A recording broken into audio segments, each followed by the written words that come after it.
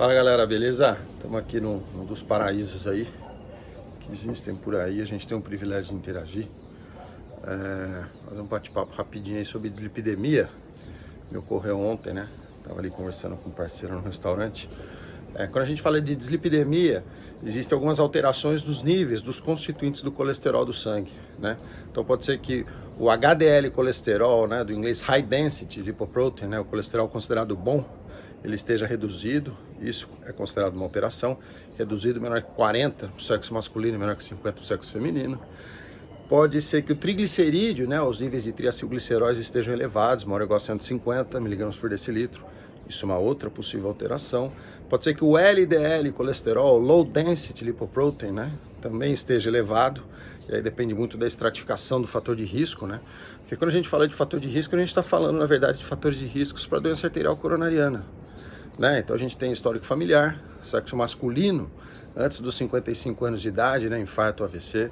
Sexo feminino antes dos 65 anos de idade, né, no caso de mãe e avós.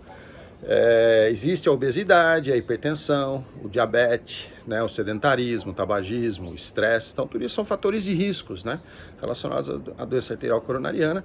E geralmente a gente estratifica o risco e a gente impõe como meta os níveis aí de tratamento, os níveis ideais, né, do LDL colesterol, que é o colesterol ruim, que é geralmente um dado calculado em cima de uma fórmula clássica, né, de Friedewald, ou mais recente de Martin.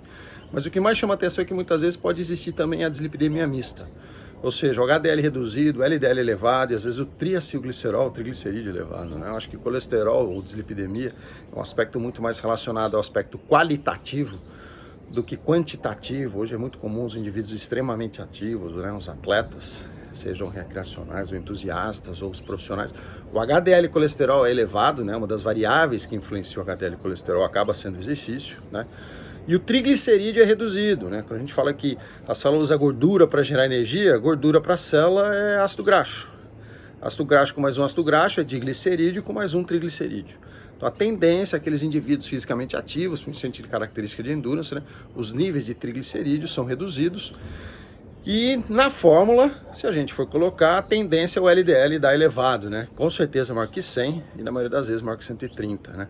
Então vale a pena a gente ponderar esse aspecto qualitativo do colesterol. Então se você tem ou se você conhece alguém que tenha, acho que essa contextualização é fundamental. Muitas vezes existem condutas terapêuticas de maneira aleatória, de maneira precoce, né? Ou até certo ponto sem o devido contexto. E algumas dessas medicações apresentam repercussões clínicas deletérias, né? Seja no aspecto de metabolismo do sistema nervoso central, né, que grande parte é constituída de gordura, seja em relação ao nível de massa muscular, né, degradação da massa muscular, muitas vezes com sobrecarga renal, e aí a gente chama de rabdomiólise, ou às vezes a própria hepatopatia, sobrecarga no fígado, tá? Então a ideia é mais compartilhar aí nesse paraíso aí. Vamos pra cima, galera. Play. Bom dia.